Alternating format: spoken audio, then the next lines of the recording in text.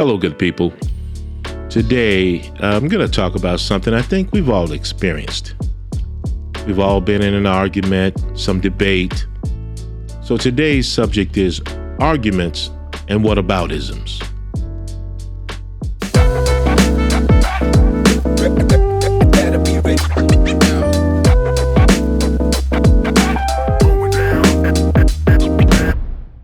So it goes like this. You're arguing with your friend about something, and you're making a great point, and you know it. Because all of a sudden, your friend is making a feeble attempt at redirection and deflection. Now, here's how it starts. Well, whataboutism? It's the language of deflectionists. What about this? What about that? A lot of people do this. So I went a few miles over the speed limit. What about chasing real criminals? People getting carjacked and shot up, and you're wasting time giving me a speeding ticket. These people find ways to minimize your point by pointing out something much greater than the issue at hand. As if the issue at hand can't still be acknowledged. It's either or. You can acknowledge that the issue they bring up is greater than what you're addressing, but that's the problem. If they have a problem with what you're addressing, they should address said issue. Even if they're not on the same page as you, at least be in the same chapter of the same book. You see, it's very, very easy to deflect from the subject because there are so many other subjects to jump to. The only criteria is that the subject you jump to needs to be of greater importance or of greater urgency.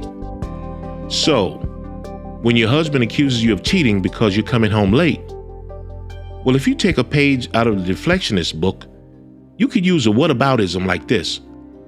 What about the kids starving in Africa right now? Right now. And you're focusing on what time I got home? There's more important things in the world to think about. I'm sure starving children are a more important issue than what time your spouse got home, but let's not make it a contest of issues and their importance. Don't let these people get away with that. Enforce the fact that we can discuss more important issues at a later date, but for the issue at hand, let's stick to it. What if your boss writes you up for low-level performance? Is there a whataboutism you could use for that? Of course. These deflectionists would probably use a whataboutism like this. What about when I was doing a better performance? You didn't acknowledge that. I didn't get no bonuses or awards for that, but now you want to acknowledge the fact that I'm having a slump. Or what about real problems happening in the world? Women are missing, and their families are worrying about where they are. And here you are writing me up because I didn't keep up with some random numbers you claim we need to reach. Or what about the fact that some people miss a lot of work? I come to work every day, and you write me up? Here's one for court. The judge gives you a sentence for not keeping up with your child support. You would probably use a whataboutism like this. Your Honor, I was paying. What about the guys who've never paid and refused to pay child support? Whataboutism. If I were the judge, I'd say, don't worry about them. Worry about your own issues. I have plenty of child support dodgers on the docket today. So don't feel all put upon and isolated because you just might be sharing a cell with one of them later. Or a deflectionist might say something like, I'm only a few months behind in my child support. What about those serial killers running loose? How come I have to go to jail but serial killers can just keep on killing? Serially. Something's wrong with that picture. Yes, something's wrong with that picture. You just painted a picture of an apple and compared it to a cabbage. And in the political world, at least since 2017, we heard so many whataboutisms because there were so many things happening or said that couldn't be explained away or honestly excused. It was sickening. If you've ever used a whataboutism, please share it with us in the comments section and what it was about.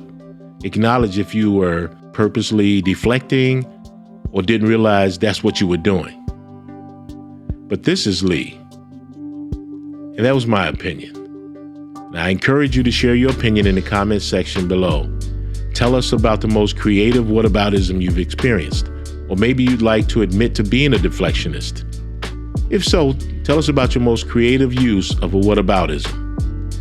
Share this video, like this video, subscribe, and please revisit Peeves and Opinions. And remember, only some of us have peeves, but we all have opinions.